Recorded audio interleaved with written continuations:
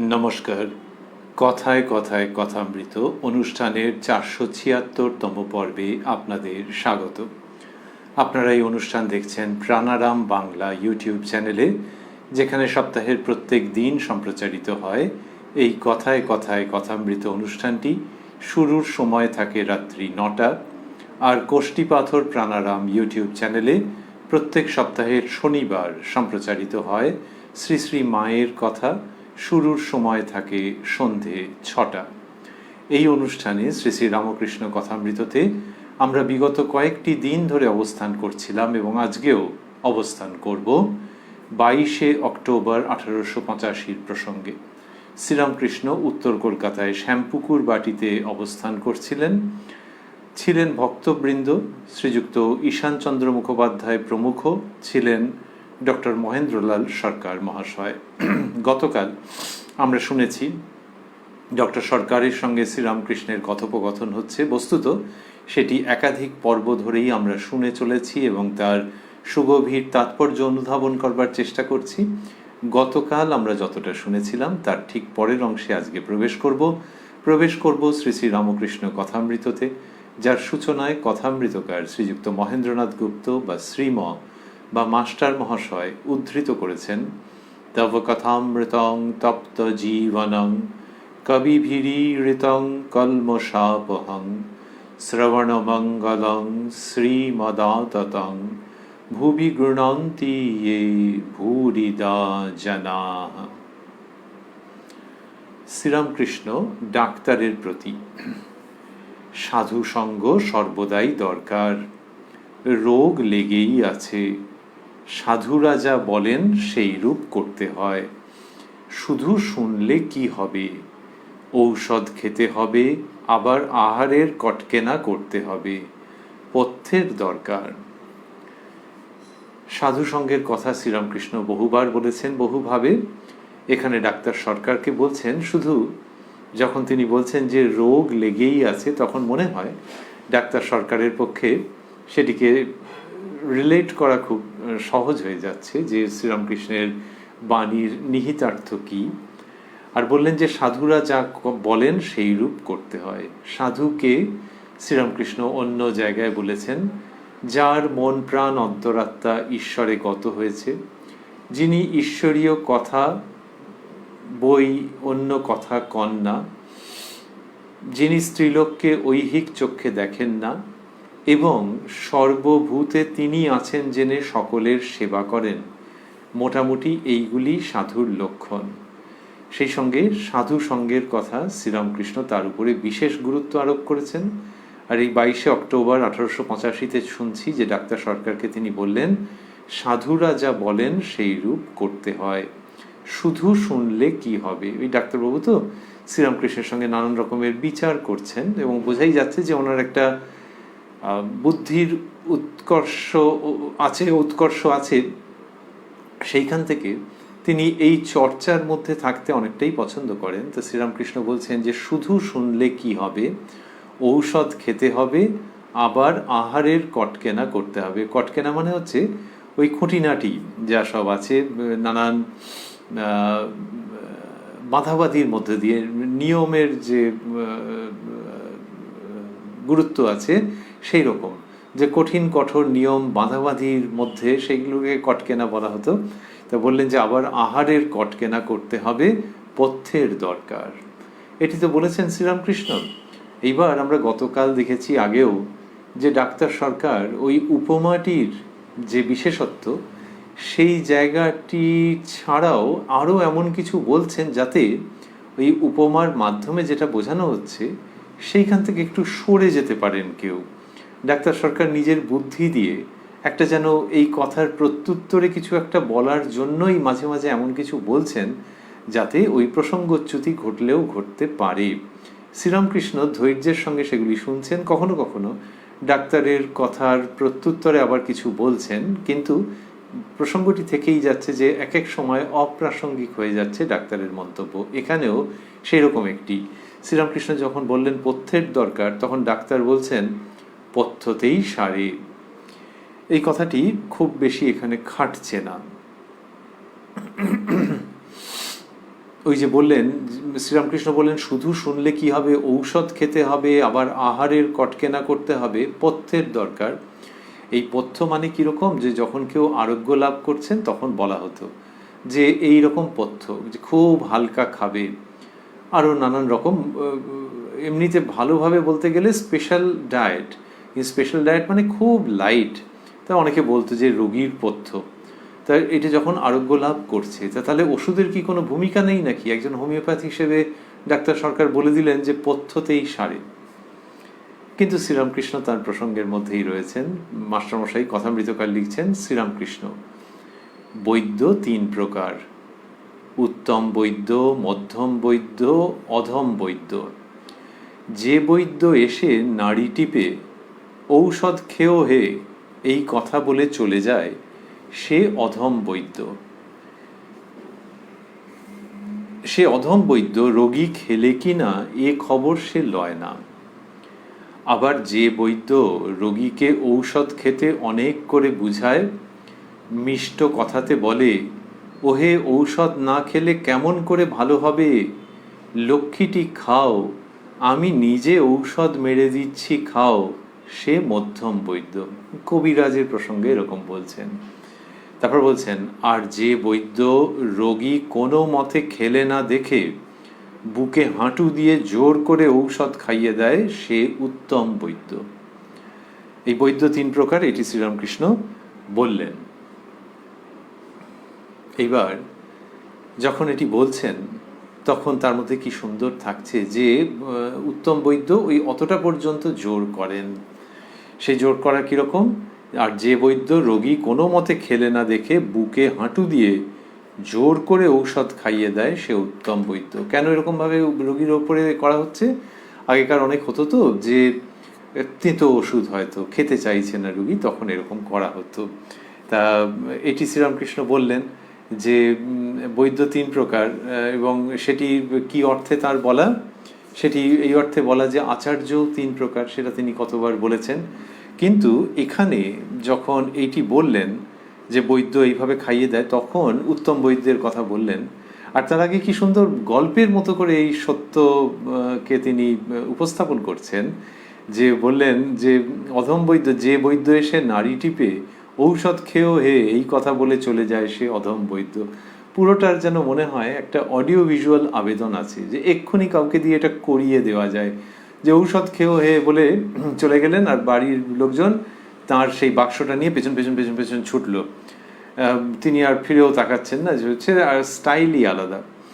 আবার কি হচ্ছে যে আর যে বৈদ্য রোগীকে ঔষধ খেতে অনেক করে বুঝায়, মিষ্ট কথাতে বলে। এখানে আমরা সংলাপ পর্যন্ত পাচ্ছি, শ্রীরামকৃষ্ণ সেটিও সরবরাহ করে দিচ্ছেন। মিষ্ট কথাতে বলে, ওহে ঔষধ না খেলে কেমন করে ভালো হবে, লক্ষ্মীটি খাও, আমি নিজে ঔষধ মেরে দিচ্ছি খাও। যে ডাক্তার এত কষ্ট করছেন করে ওইরকমভাবে ওষুধ প্রস্তুত করে দিচ্ছেন, ওই খলে মেরে ওষুধ তৈরি করা হতো তো, তা ওইটা ডাক্তার করে দিচ্ছেন, আর তাহলে নিশ্চয়ই ওষুধ উপকারী। আর ওনার মতো সম্মানিত লোক এরকম মিষ্টি করে বলছেন, তারপর কে না খেয়ে থাকতে পারে? এইরকম একটা কি সুন্দর ভঙ্গিতে বলা। কিন্তু কোনো কোনো রুগী তারপরেও খেতে চাইছে না, তখন একেবারে ওই পদ্ধতি প্রয়োগ করছেন উত্তম বৈদ্য। এই গল্পেও যেখানে সেখানে আবার ডাক্তারবাবু এমন একটা কিছু বলছেন যে একটু মনোযোগ অন্যদিকে চলে যাচ্ছে। যদিও শ্রীরামকৃষ্ণ সেটাকে গ্রহণ করবেন, ওই ডাক্তারবাবুর কথার মধ্যে যে আপত্তিটা আছে সেটা গ্রহণ করে তার উত্তর দেবেন, কিন্তু কি দরকার ছিল বলবার? তার কারণ উপমাটা তো বোঝা যাচ্ছে, ডাক্তার। আবার এমন ঔষধ আছে যাতে বুকে হাঁটু দিতে হয় না, যেমন হোমিওপ্যাথিক।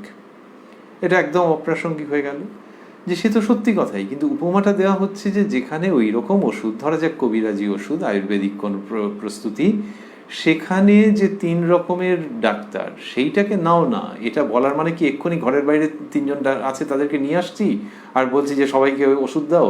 ওরকম অতটা টানাটানি করার কি দরকার? ওই যে তিন রকমের যে ডাক্তার হয়, সেই যারা কিনা কবিরাজি মতে হয়তো চিকিৎসা করছেন, বা অন্য কোনো মতে যেখানে রুগী খেতে চাইছেন না, সেইখানে তারা জোর করেন। এইটা থেকে গেল। আরেকটা হচ্ছে যে হোমিওপ্যাথি হলেই বা কি হলো, এখানেও প্রযোজ্য। হোমিওপ্যাথি হলে একজন দিয়ে চলে গেলেন, আরেকজন বলছেন যে এই খেয়ে নেবে, ওষুধ খেয়ে নেবে বলে একটু বোঝাচ্ছেন, আরেকজন এই বোঝালেই হলো, তিনি খেয়ে নিলেন। তাহলে উত্তম বৈদ্যের স্থান নেই? না, আছে। উত্তম বৈদ্য হয়তো বললেন যে এই এখন আমার সামনেই খাও তো, বলে খাওয়ালেন, কিন্তু তারপরে আবার উত্তম বৈদ্য হয়তো ফোন করে খবর নিচ্ছেন যে ওই যে বলেছিলাম 3 ঘন্টা অন্তর অন্তর খেয়েছো, বা বাড়ির লোককে বলছেন। যখন বাড়ির লোক বললো না না টিভি দেখতে দেখতে ভুলে গেছে, আপনি বলতে এখন মনে পড়লো, তখন বলে যে দাও ফোনটা দাও, বলে তাকে উত্তম মধ্যম দিলেন যে এরপর আর আমাকে ডাকবে না। তার মানে হচ্ছে যে তিনি ওই রকমই কেয়ারিং আছেন এবং ওই রকমই পারসুয়েট করছেন, ওরকম জোর করছেন। সুতরাং ডাক্তারবাবু যখন বললেন এরকম উত্তম বৈদ্য বুকে আবার এমন ঔষধ আছে যাতে বুকে হাঁটু দিতে হয় না, তখন অপ্রাসঙ্গিক হয়ে গেল।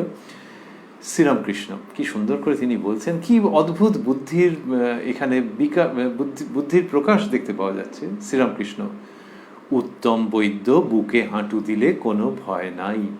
অর্থাৎ কেন বুকে হাঁটু দেওয়ার কথাতে আপত্তি করছো? এটা তো বোঝাই যাচ্ছে প্রসঙ্গটা কোন জায়গায় যাচ্ছে। বলেই বলছেন, বৈদ্যের মতো আচার্যও 3 প্রকার। যিনি ধর্ম উপদেশ দিয়ে শিষ্যদের আর কোনো খবর লন না, তিনি অধম আচার্য। যিনি শিষ্যদের মঙ্গলের জন্য তাদের বারবার বুঝান যাতে উপদেশগুলি ধারণা করতে পারে, অনেক অনুনয় বিনয় করেন, ভালোবাসা দেখান, তিনি মধ্যম আচার্য। আর যখন শিষ্যেরা কোনো মতে শুনছে না দেখে কোনো আচার্য জোর পর্যন্ত করেন, তাকে বলি উত্তম আচার্য। একবার এনে দিলেন জায়গায়, অভীষ্ট জায়গায় নিয়ে চলে এলেন, উদ্দেশ্যে পৌঁছে দিলেন যে কি বলতে চাইছেন। আর কিরম সুন্দর যে একটার সঙ্গে একটার মিল। ওই যে বললেন যে যিনি শিষ্যদের মঙ্গলের জন্য তাদের বারবার বুঝান যাতে উপদেশগুলি ধারণা করতে পারে, অনেক অনুনয় বিনয় করেন, ভালোবাসা দেখান, তিনি মধ্যম আচার্য। আর ওখানে বলেছেন ডাক্তারের ক্ষেত্রে যে লক্ষ্মীটি এই ওষুধ নিজে মেরে দিচ্ছি তুমি খাও, ওই ভঙ্গিটা দেখাচ্ছেন যে আচার্যের মধ্যেও এইটা তফাৎ হচ্ছে যে কে কতটা বেশি যত্নশীল, সেইখানে উত্তম ওই ভাষার মিল পাচ্ছি। আর উত্তম আচার্যের প্রসঙ্গ যে যিনি জোর পর্যন্ত করেন তাকে বলি উত্তম আচার্য। তা যিনি কিনা ঈশ্বরীয় পথে বা পরমার্থ লাভের পথে এগিয়ে দিচ্ছেন এবং তারপরে খুব জোর করছেন, তিনি উত্তম আচার্য। যে শুধু বললাম আর তারপরে আর কিছু খবর নিলাম না, কিছু ভাবলাম না যে তার কতদূর কি অগ্রগতি হলো, মতি হলো, এরকম নয়, জোর পর্যন্ত করছেন। ডাক্তারের প্রতি মাস্টারমশাই লিখছেন, ডাক্তারের প্রতি সন্ন্যাসীর পক্ষে কামিনী কাঞ্চন ত্যাগ। স্ত্রীলোকের পট পর্যন্ত সন্ন্যাসী দেখবে না। স্ত্রীলোক কিরূপ জানো? যেমন আচার তেঁতুল, মনে করলে মুখে জল সরে। আচার তেঁতুল সম্মুখে আনতে হয় না। কিন্তু এ কথা আপনাদের পক্ষে নয়, এ সন্ন্যাসীর পক্ষে। আপনারা যতদূর পারো স্ত্রীলোকের সঙ্গে অনাসক্ত হয়ে থাকবে, বলে আরো কিছু বলছেন। এই যে বললেন সন্ন্যাসীর পক্ষে কামিনী কাঞ্চন ত্যাগ, এই কথাটি ডাক্তার সরকারকে বলছেন। আবার একটু বাদেই বললেন যে কিন্তু এ কথা আপনাদের পক্ষে নয়, এ সন্ন্যাসীর পক্ষে। তাহলে বলছেন কেন? দুটো দিক আছে। একটা হচ্ছে যখন বলছেন তখন সবটাই শুনে রাখা ভালো, শুনতে দোষ কি, এটা একটা জায়গা। এরকম মনে করলে চলবে না যে ডাক্তার অনধিকারী নন, কিন্তু এই সংসার আশ্রম, সন্ন্যাস আশ্রমে ওই রকম নিয়ম, এটা যদি ডাক্তার শোনেন, একজন গৃহী মানুষ যদি শোনেন, তার কি কোনো ভাবের ব্যাঘাত ঘটবে? তা তো নয়। এটি একটি দিক। আরেকটি দিক হচ্ছে শ্রীরামকৃষ্ণ যখন বলেন তখন ওই অধিকারী ভেদের জায়গাটাও বিভিন্ন জায়গায় যেমন রাবার দিয়ে লোকে তুলে দেয়, সেরকম ভাবে তুলে দেওয়া আছে। যে অধিকারী ভেদ, এটি আমাদের শাস্ত্রে একাধিক কারণে সেটা ভাবা হয়েছে। একটি কারণ হচ্ছে যে যদি তুমি সেইটার অধিকারী না হও আর তোমাকে যদি ওটা আমি বলি, তাহলে জিনিসটা তোমার উপরে খারাপ প্রভাব পড়তে পারে। ধরা যাক যে বায়োলজি বা জীববিদ্যার মধ্যে অনেক কিছু আছে, কিন্তু সেটা যদি আমি যে কোনো কাউকে বলি, একটি কম বয়স্ক ছেলেকে বা মেয়েকে বলি, তাহলে সেখানে অধিকারী, তুমি কি হায়ার সেকেন্ডারি পাস করেছো, তুমি কি MBBS পড়ছো, না কি কোনখানে কোন সময় কোনটা বলা যাবে, সেটা তো একটা ভেদাভেদ আছে। তো সেই জন্য অধিকারী ভেদ এটা সর্বত্রই আছে। শ্রীরামকৃষ্ণ কি করছেন, তিনি এমন এমন কতগুলো প্রসঙ্গকে আনছেন যেখানে ওই অধিকারী ভেদটা লুপ্ত হচ্ছে, কিন্তু তার দ্বারা কারো কোনো ক্ষতি হওয়ার সম্ভাবনা থাকছে না। সন্ন্যাসীর কি করণীয় বা অকরণীয়, এটা একজন গৃহীর কাছে বলা আগেকার চিন্তায় হচ্ছে যে না, বলা হবে না, The householder is not entitled to hear these principles. এগুলো গৃহী মানুষ এগুলো শুনবে না। সন্ন্যাসীর কি আদর্শ সেটা তার কাছে পরিবেশন করা হবে না। এইটা আগেকার দিনকার আদর্শ। তো এই যে জায়গাটা, সেই অধিকারী ভেদটা শ্রীরামকৃষ্ণ কিন্তু বলছেন যে তিনি সেটা লুপ্ত করছেন। কীরকম? যে সন্ন্যাসীর যেটা আদর্শ বা আচরণীয় সেটিও তিনি বলছেন গৃহী মানুষের কাছে, এবং যা বলছেন তাতে করে কোনো বিপর্যয়ের আশঙ্কা থাকছে না। গৃহীর মনোজগতে কোনো রকমের বিক্ষেপ বা অন্যরকম ভাবের সম্ভাবনা আশঙ্কা থাকছে না। গৃহী মানুষও শুনছেন যে সন্ন্যাসীর কি আদর্শ, যেই যে বললেন সন্ন্যাসীর পক্ষে কামিনী কাঞ্চন ত্যাগ। বরং এখানে একটা সুবিধে হচ্ছে, দুটো সুবিধে হয়ে যাচ্ছে। একটি হচ্ছে যে গৃহী মানুষ যখন এটি শুনছেন তখন কি হচ্ছে যে তিনি বুঝছেন যে সন্ন্যাসীর পক্ষে, তার মানে ওইটা হচ্ছে উচ্চতম আদর্শ, যে কামিনী কাঞ্চন সর্বতোভাবে ত্যাগ। এটির কথা তিনি এখানে বলেছেন, অন্যত্রও বলেছেন যে সর্বতোভাবে কামিনী কাঞ্চন ত্যাগ। এটা তিনি গৃহী মানুষের কাছে যখন বলছেন তখন সে সেই আদর্শটাকে বুঝতে পারছে। এইবার হলো কি যে এটা একটা দিক, যে আদর্শের পূর্ণ রূপটাকে তিনি দেখাচ্ছেন। আরেকটি হচ্ছে যে ওই সন্ন্যাসী তিনি কেমন হবেন। ওই যে একটু আগে আমরা শুনছিলাম শ্রীরামকৃষ্ণ বললেন যে সাধুকে, তার মধ্যে বললেন যে যিনি স্ত্রীলোককে ঐহিক চক্ষে দেখেন না। সুতরাং সন্ন্যাসী কেমন হবেন সেই জায়গাটিও কিন্তু এর মধ্যে থেকে যাচ্ছে। সেই মানদণ্ড, সেই পরাকাষ্ঠা, সেটিকেও শ্রীরামকৃষ্ণ স্থাপন করছেন। উত্তরকালে যারা এইটি পড়বেন শ্রীরামকৃষ্ণের বাণী, ধরা যাক কথামৃতের মধ্য দিয়ে, তাদের কাছে তো এটা থেকে যাবে যে শ্রীরামকৃষ্ণ কি বলছেন, গৃহীর সন্ন্যাসীর আদর্শ। এই সমস্ত যখন তিনি করছেন তখন কিন্তু এই অধিকারী ভেদের ব্যাপারটি প্রকট হয়ে থাকছেন অনেক ক্ষেত্রেই, বা সেটিকে তিনি অদ্ভুত সাবলীলতার সঙ্গে অপ্রকট করছেন। তো এইখানে আমরা দেখছি যে তিনি এইভাবে করে বললেন যে সন্ন্যাসীর পক্ষে কামিনী কাঞ্চন ত্যাগ, স্ত্রীলোকের পট পর্যন্ত সন্ন্যাসী দেখবে না। এই যে কথাটি বলছেন যে স্ত্রীলোকের পট পর্যন্ত সন্ন্যাসী দেখবে না, সেখানে কিরকম হচ্ছে যে তিনি ওই সংস্রব কোনো রকমভাবে রাখবেন না। এই কথাগুলি আমাদের শাস্ত্রে, আমাদের ঐতিহ্যের মধ্যে আছে বিভিন্নভাবে, আর শ্রীরামকৃষ্ণ বিশেষভাবে তার উপরে গুরুত্ব আরোপ করছেন যে স্ত্রীলোকের পট পর্যন্ত দেখবে না, অর্থাৎ সংস্রব কোনো রকমভাবে রাখবে না। এটা কি মানে স্ত্রীলোককে বর্জন, নাকি মানে খুবই একটা শার্প একটা মনোভাব? শ্রীরামকৃষ্ণ দেখাচ্ছেন যে সন্ন্যাসীর আদর্শ তো খুব কঠিন, এবং সেখানে পূর্ব সংস্কারের বিরুদ্ধে যে মানুষকে সংগ্রাম করতে হচ্ছে, সেই সংগ্রামেরই অন্যতম হাতিয়ার যে ওই ইনপুটগুলো তিনি নেবেন না। এই যে বললেন স্ত্রীলোকের পট পর্যন্ত সন্ন্যাসী দেখবে না, মানে ছবিও দেখবে না। তাহলে স্ত্রী জাতিকে তিনি কি চক্ষে দেখছেন? কত জায়গায় শ্রীরামকৃষ্ণ বলেছেন যে স্ত্রী জাতি হচ্ছেন সেই মহামায়ারই অংশ সম্ভূত, এবং সেখানে কিরকম হচ্ছে শ্রীরামকৃষ্ণ বলছেন যেটি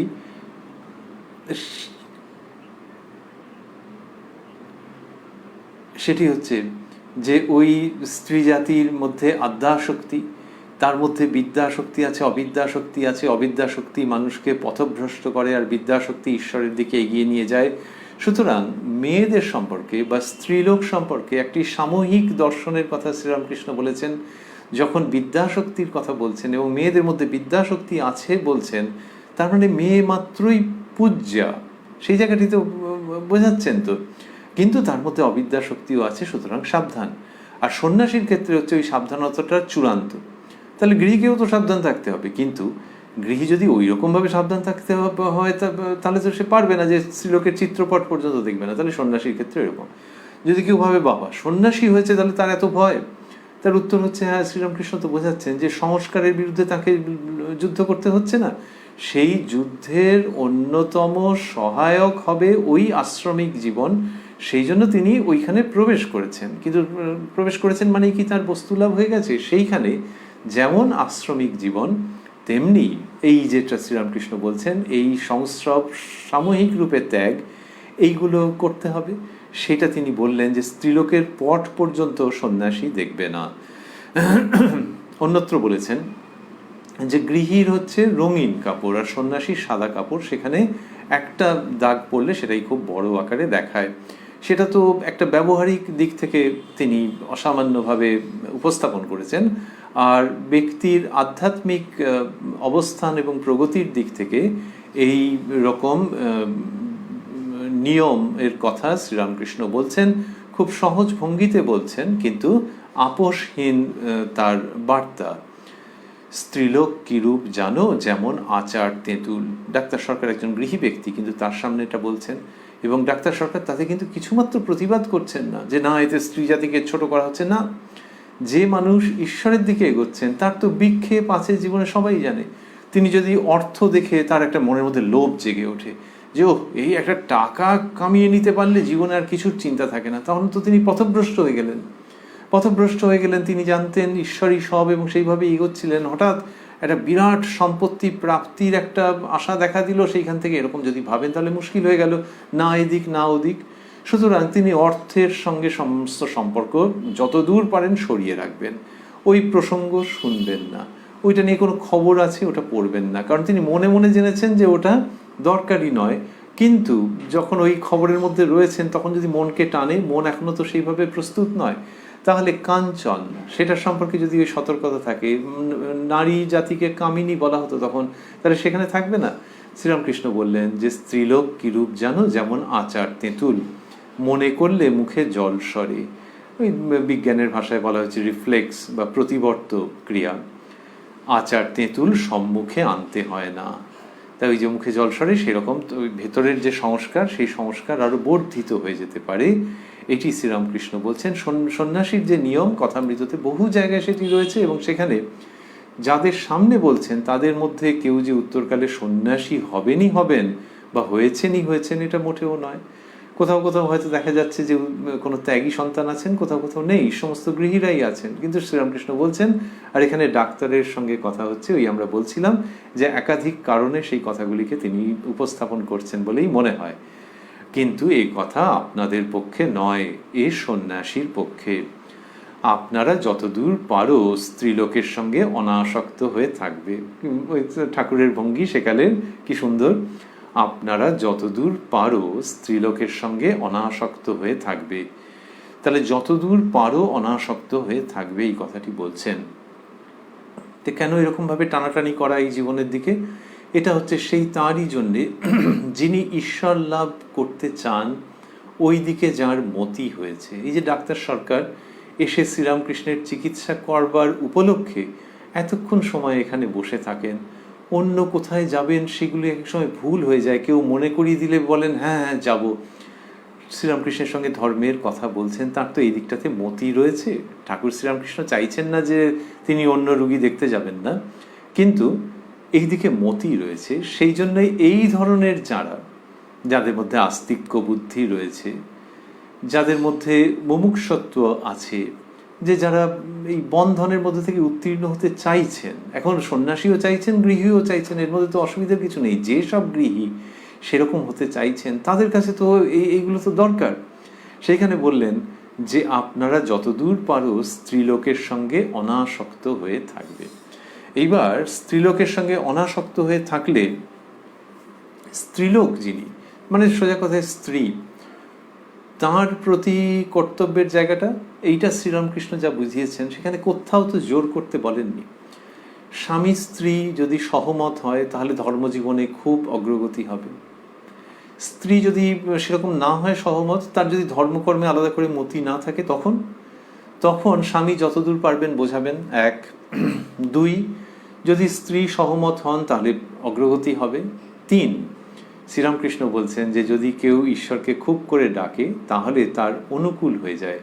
রাজা, দুষ্ট লোক, স্ত্রী সব অনুকূল হয়ে যায়। দুষ্ট লোক এলো কোত্থেকে?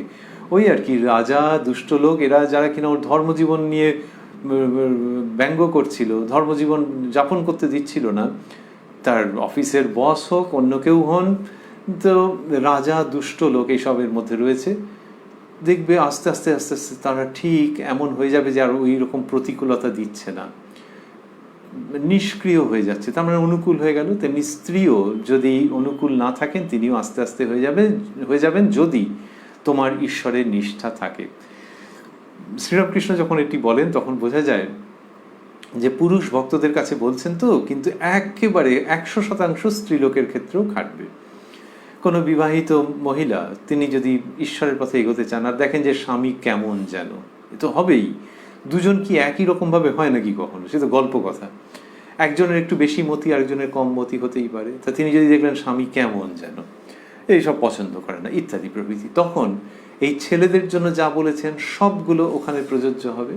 তা শ্রীরামকৃষ্ণ সেইভাবেই করে বললেন যে আপনারা যতদূর পারো স্ত্রীলোকের সঙ্গে অনাসক্ত হয়ে থাকবে। ওই যে যতদূর পারোর মধ্যে ওই ইঙ্গিতটা রয়েছে যে এখন কম্প্রোমাইজের মধ্যে দিয়ে যেতে হবে যদি দুজনের একই রকমভাবে টিউনড না থাকো। তারপর মাঝে মাঝে নির্জনে গিয়ে ঈশ্বর চিন্তা করবে, সেখানে যেন ওরা কেউ না থাকে। এই ওরা কেউ না থাকে মানে পরিবারের কেউ যেন না থাকে, কিন্তু বলেননি যে মাসে 29 দিন ওরকম যাবে। মাঝে মাঝে, কি সুন্দর যে ঈশ্বর চিন্তা করবে, মানে ঈশ্বরের কাছে তাহলে বোঝাই যাচ্ছে, ইট গোজ উইদাউট সেইং, যে বোঝাই যাচ্ছে যে ঈশ্বরের কাছে প্রার্থনা করবে যে তিনি যেন তোমার কাছে আসেন এবং তোমার পথে এগোনোর দিক দিয়ে যেসব বাধাগুলো আছে সেগুলোর দিকেও যেন তিনি নজর দেন। তা বললেন যে মাঝে মাঝে নির্জনে গিয়ে ঈশ্বর চিন্তা করবে, সেখানে যেন ওরা কেউ না থাকে। নির্জনে যাওয়া, যে তারা ওরকম ডিস্টার্ব করবে না। ডিস্টার্ব কথাটি আমরা সতর্কভাবেই ব্যবহার করছি, যে যার নিজের জায়গায় আছে কিন্তু এই মানুষটির যে ইচ্ছে সেখানে একটু অসুবিধে হচ্ছে সেই অর্থে, তো তারা ওটা করবে না। তাই তুমি একেবারে হাটের মাঝখানে থেকে তো ওটা পারবে না, তাই মাঝে মাঝে নির্জনে চলে যাবে। এই যে মাঝে মাঝে নির্জনে যাওয়া, এতে খুব চমৎকার একেবারে বোঝা যায়। আগেকার দিনে লোকের পক্ষে নির্জনে যাওয়া খুব সহজ ছিল, মানে হয়তো একটু বেশিই সহজ ছিল। এখন নির্জনে কোথায় যাবে, কিন্তু যদি সলিটিউড খুঁজে নিতে বলা হয় তাহলে সেটা একেবারে দুষ্কর নয়। যে একজন যদি ভাবেন যে তিনি কিছুটা সময় আলাদা করে নিয়ে, সেটা কেন দুষ্কর হবে? বাড়িতে যখন কেউ ঘুম থেকে ওঠেনি সেই সময় ওঠাটা যদি তিনি অভ্যেস করেন, অন্য কোনো সময় অন্য কোথাও কোনো না কোনোভাবে, দেখা যাবে একটা মন্দিরে গেলেন হয়তো মাসে একবার, সেই মন্দিরে গিয়ে যদি 1 ঘন্টা থাকেন তাহলে বাড়িতে এমন কেউ কিছু একেবারে বাড়ি মাথায় করবে না। তো তিনি থাকেন না কেন? থাকেন না নিজের মন সেরকম প্রস্তুত নয় বলে। আর অনেক সময় হয়তো স্বামী স্ত্রীর ওপরে দোষারোপ করেন যে ওর জন্য আমার ঈশ্বর লাভ হচ্ছে না, বা স্ত্রী স্বামীর জন্য বলেন যে এ বড্ড সংসারী লোক। আসলে দেখা যাবে যে নিজের মধ্যেই হয়তো গণ্ডগোল। তাহলে সেখানে যদি কেউ ওই রকম নির্জন বাসের চেষ্টা করেন, শ্রীরামকৃষ্ণ ওটা বলছেন যে মাঝে মাঝে নির্জনে যাবে। তাহলে বললেন মাঝে মাঝে নির্জনে গিয়ে ঈশ্বর চিন্তা করবে, সেখানে যেন ওরা কেউ না থাকে। ঈশ্বরেতে বিশ্বাস ভক্তি এলে অনেকটা অনাসক্ত হয়ে থাকতে পারবে। তাহলে এই যে ঈশ্বরেতে বিশ্বাস ভক্তি এলে অনেকটা অনাসক্ত হয়ে থাকতে পারবে, যে তখন ওই অনাসক্তিটা হবে একটু আগে বললেন তো, আপনারা যতদূর পারো স্ত্রীলোকের সঙ্গে অনাসক্ত হয়ে থাকবে। তা ওই যে অনাসক্তি, সেটা ওই নির্জন বাস করতে করতে ওটা হবে। ঈশ্বরেতে বিশ্বাস ভক্তি এলে অনেকটা অনাসক্ত হয়ে থাকতে পারবে। এটা কীরকম হলো? ওই ঈশ্বরে যখন বিশ্বাস ভক্তি আসবে, বিশ্বাস কি করে আসবে? ওই তিনি যদি একটু সহায় হন তাহলেই বিশ্বাস আসবে। শ্রীরামকৃষ্ণ উদাহরণ দিচ্ছেন অন্য জায়গায়, যে কেউ মাছ ধরতে বসেছে, ছিপ ফেলেছে, তাহলে সে একটা বিশ্বাস করে বসেছে যে ওইখানে মাছ পাওয়া যায়। হয়তো অন্যকে দেখেছে মাছ ধরতে, কিন্তু দেখা এক, তুমি পাবে কিনা কে জানে। তো বলছে না না, বিশ্বাস করছি যে আমিও পাবো। হলো। তারপরে যখন মাছ ধরতে বসলো, দেখলো যে ওই চার ফেলেছে, কিছুক্ষণ বাদে জলটা কাঁপছে। তখন হলে আরে, সে একাই হয়তো বসেছে, তাহলে আরে এই জল কাঁপছে, তাহলে মাছ আছে। তারপরে একটা কেউ মাছ এক জায়গায় ঘাই মারলো, বলে আরে বাবা, তাহলে তো এই ক্রমশ ক্রমশ কিছু না কিছু একটা হচ্ছে, একটা কোনো প্রকাশ দেখতে পাচ্ছ, সেটা দেখে মনে হচ্ছে যে হ্যাঁ আছে আছে আছে, আমি পাবো। বিশ্বাসটা ওইভাবে বাড়ছে। ঈশ্বরেতে বিশ্বাস ভক্তি এলে, তাহলে ভক্তি মানে হচ্ছে যে ওই উদ্দেশ্যের প্রতি আরো বেশি করে যুক্ত হওয়া। তাহলে ওখানে ভাবছে সে যে মাছ পাবো মাছ পাবো, এখানে হচ্ছে যে তাকে পাবো তাকে পাবো, আমি যে চেষ্টা করেছি তাতে তিনি কিছুটা সাড়া দিচ্ছেন, এইরকম আর কি। তো ওখানে প্রাণহানি আছে মাছের ক্ষেত্রে, আর এখানে হচ্ছে প্রাণ ধারণ তাকে অবলম্বন করে।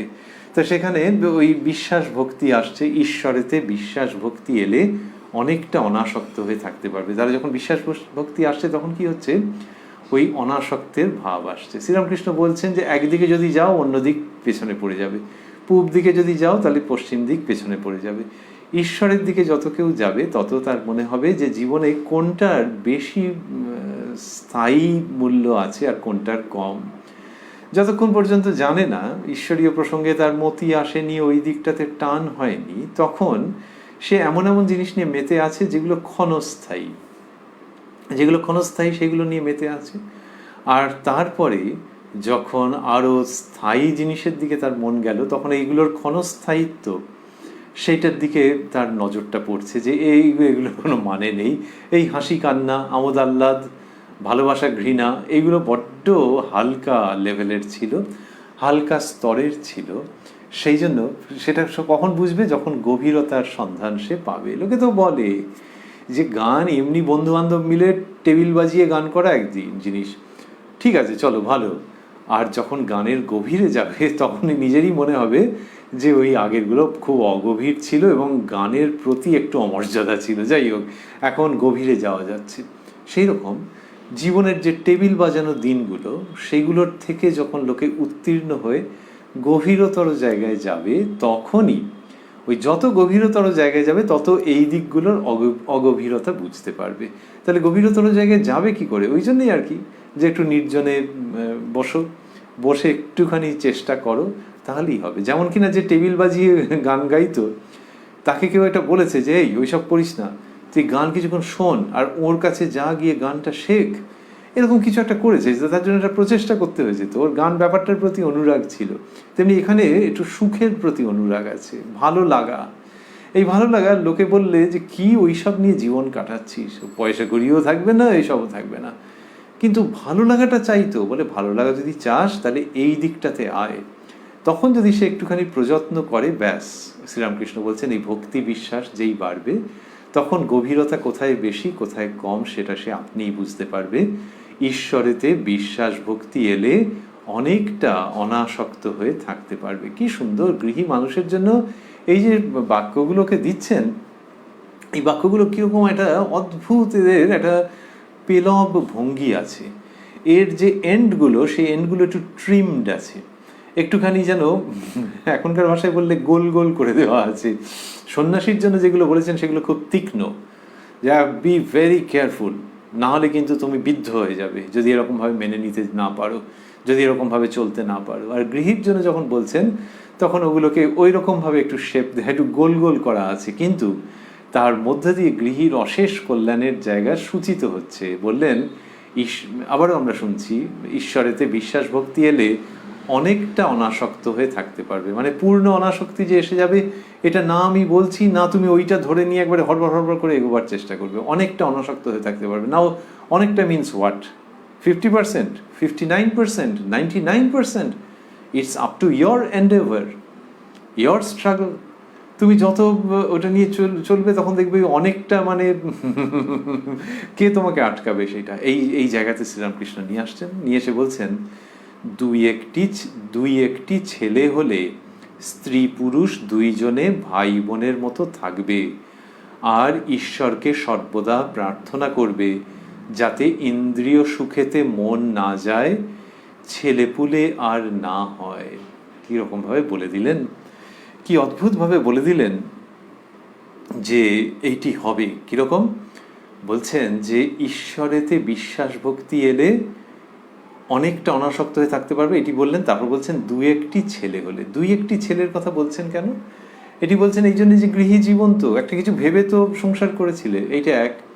আরেকটা হচ্ছে যে সংস্কার যে চলে যায়, তাহলে সংস্কার আমাদের শাস্ত্রে বলা হচ্ছে যে কতগুলো আছে, which will work themselves out, যে ওই কাজের ফলটা ফলবেই, সেটা কিছু করবার নেই। তো তা সে কত একটা গাড়ির ব্রেক ফেলের মতো, যে ও সিধে এগিয়ে যাবে, এগিয়ে গিয়ে কোথাও ধাক্কা টাক্কা মারবে, কিন্তু ওই যে সিধে এগিয়ে যাচ্ছে, ব্রেক ফেল করেছে, মানে ধরা যাক সমস্ত রকম ব্রেক ফেল করে গেছে, হ্যান্ড ব্রেক দিয়ে কিছু করতে পারছো না, ওই সময় হ্যান্ড ব্রেক দিতেও নেই, আরও নানান রকম করেছো কিন্তু করে কিছু করতে পারোনি। তাহলে ওই ব্রেক ফেল করার মতো আর কি কতকটা, যেগুলো কিনা ফল আসতে আরম্ভ করেছে সেগুলোকে তুমি ঠেকাতে পারবে না। এইটা তো জীবের মধ্যে থাকে। তাহলে সেখানে ওই শ্রীরামকৃষ্ণ ওই জায়গাটাকে রাখছেন, ওই প্রভিশন, ওই স্পেসটাকে রাখছেন যে দু একটি ছেলে হলে, ছেলে মানে সন্তান, দু একটি ছেলে হলে স্ত্রী পুরুষ দুইজনে ভাই বোনের মতো থাকবে। সম্ভব?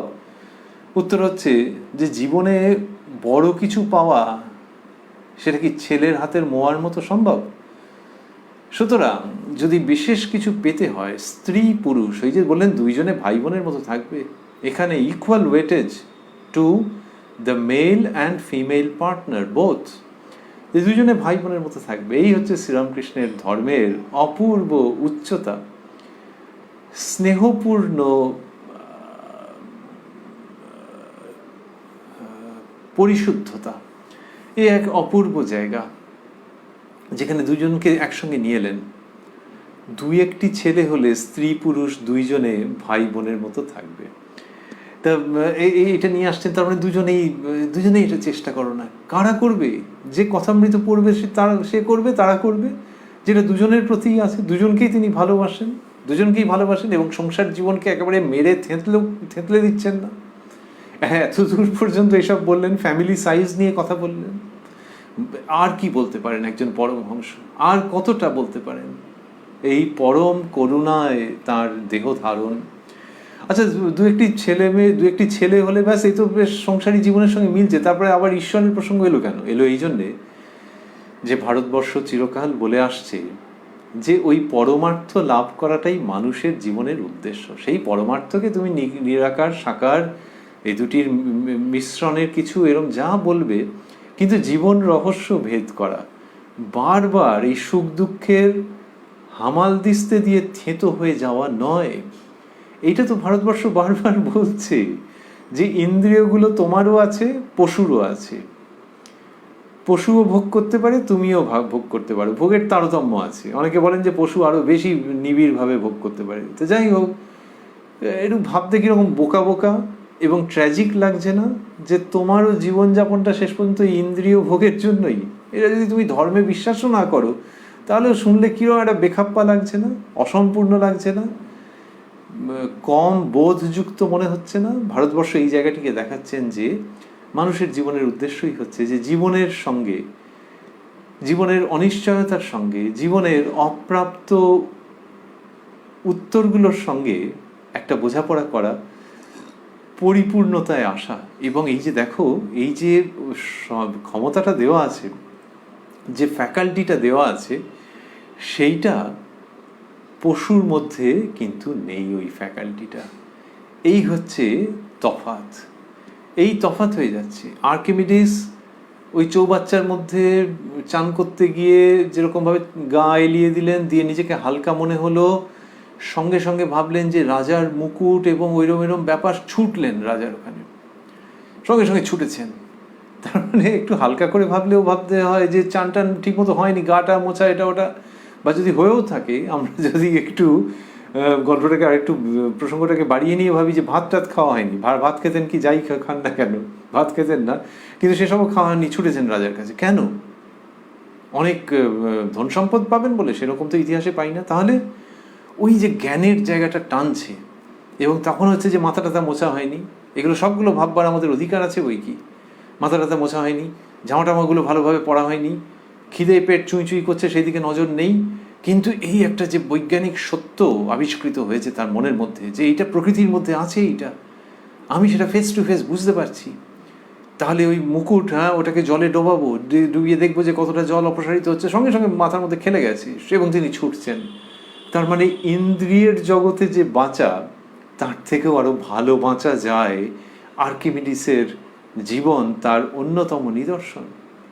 যে ছুটছে লোকটা, আরে খেলো না টেলো না, ছুটছে। এই খায়নি, লোকে বলে খুব খাচ্ছে। ওই ইন্দ্রিয়গুলো যা খায় সেগুলো দিলাম না মানে ওই রকম কোনো কর্কশ জায়গা থেকে বলা নয়, কিন্তু বহু জন্ম ধরে ইন্দ্রিয়কে ফিড করেছি, আর নয়। ইন্দ্রিয়কে ফিড না করলে কোনো ক্ষতি হয় না, বরং আনন্দ বাড়ে। এবং সেই জায়গার থেকে ইন্দ্রিয়াতীত, আমাদের অন্তরিন্দ্রিয় বহিরিন্দ্রিয় বলা হয়, তো বহিরিন্দ্রিয়ের জায়গাগুলোকে আর খাওয়াবো না, ফিড করবো না। তারা বারবার খেতে চাইছে, বাইরের দিকে মুখ করে আছে। তো এই যে জায়গাটা, যেখানে কিনা অন্তর্জগতের খাদ্যের কথা ভাবা হচ্ছে এবং সেইটা আসল খাদ্য। তার মানে কি মুখ দিয়ে ভাত খাবো না তা নয়, মুখ দিয়ে ভাত খাবে, রুটি খাবে, অন্য জিনিস খাবে, কিন্তু আসক্তি খাবে না।